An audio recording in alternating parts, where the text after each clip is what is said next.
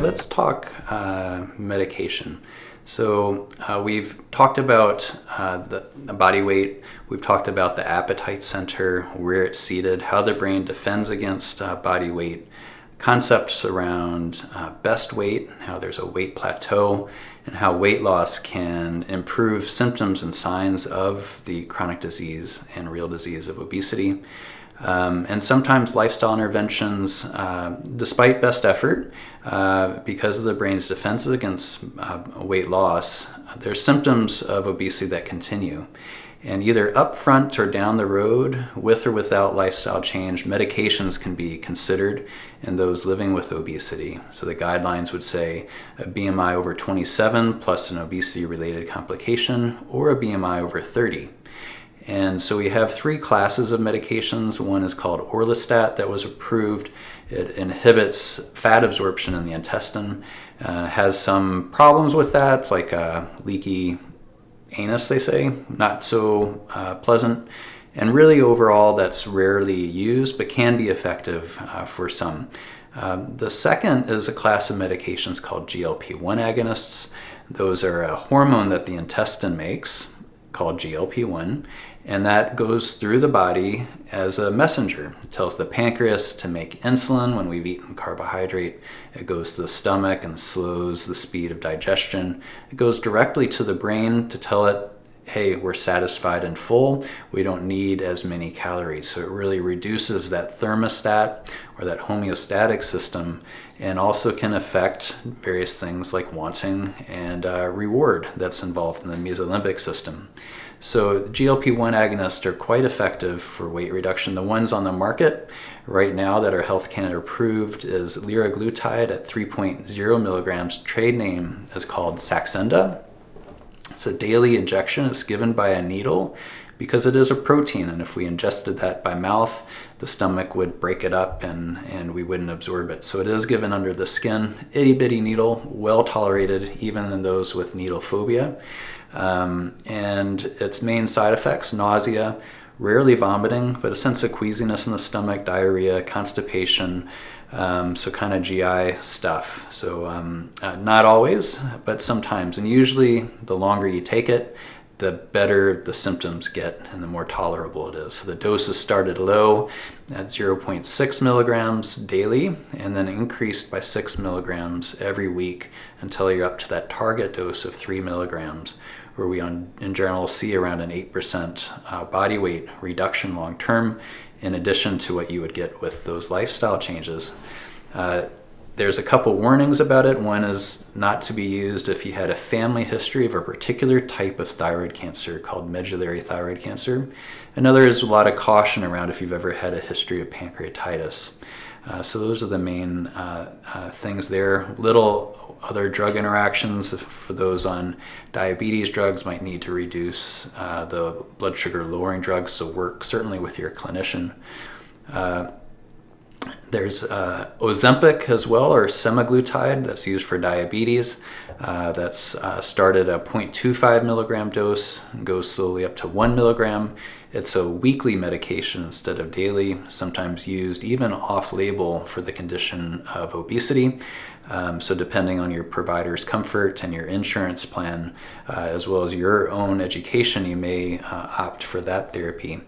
There's a therapy called Wegovy, which is Ozempic or semaglutide at 2.4 milligrams, so about 2.5 times the dose of Ozempic.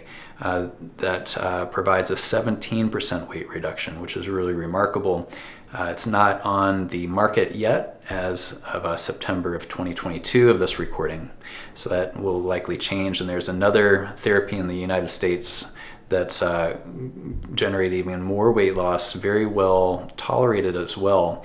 So we anxiously await to see if that arrives in Canada. The third class of medication is Contrave, was the trade name. Its generic would be a combination of Wellbutrin or bupropion and naltrexone. So bupropion's typically a therapy used for smoking cessation or anxiety depression. Alone, it causes a little bit of weight loss or weight neutral, at least. Naltrexone, also not much in the way of weight loss, but you combine the two and they synergistically, like in concert, affect the appetite center and reduce body weight. And we often think of that acting on that hedonic center, the mesolimbic system involved in wanting and reward.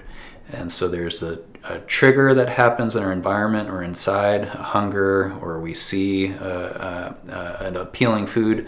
Then there's a wanting, and then we go through with the action such as consuming that to resolve the wanting, almost independent of whether or not we like that food. So this wanting part, which has been called like the go-getter, that motivational go-getter caveman part of the brain, or the party girl, or the volcano, the contrave can settle that. But the GLP-1 agonists also do that as well. So it's sometimes hard to say what drug is right for what person. And there is trial and error. Contrave also brings about a 7% weight loss. It's pretty well tolerated. It can cause some stomach issues as well, just like the GLP-1s, whether stomach upset, nausea, diarrhea, constipation. It can also cause headache and some increased blood pressure in some, but overall looks quite heart healthy in general. So that's Contrave. I'll aim to put a link in a document that shows you the names of these therapies, as well as something called a DIN number, DIN, so that you can check with your insurance plan if you have one to see if they're covered. If you're under a provincial plan like Pharmacare, Contrave and Saxenda are not covered for obesity. We don't have an obesity drug that the province covers at this time. Hopefully with time that will change. And the Ozempic is useful in patients with diabetes with certain criteria, so we can get coverage for Ozempic in that case. Wellbutrin, some of the times not to use it would be if you had a seizure history or at risk of seizure, if you're eating a high-fat diet and a low-carb, high-fat diet, increased absorption of Wellbutrin, and careful if you have a headache or high blood pressure. And I think that's about it, but certainly review with your clinician or pharmacist about the potential side effects there.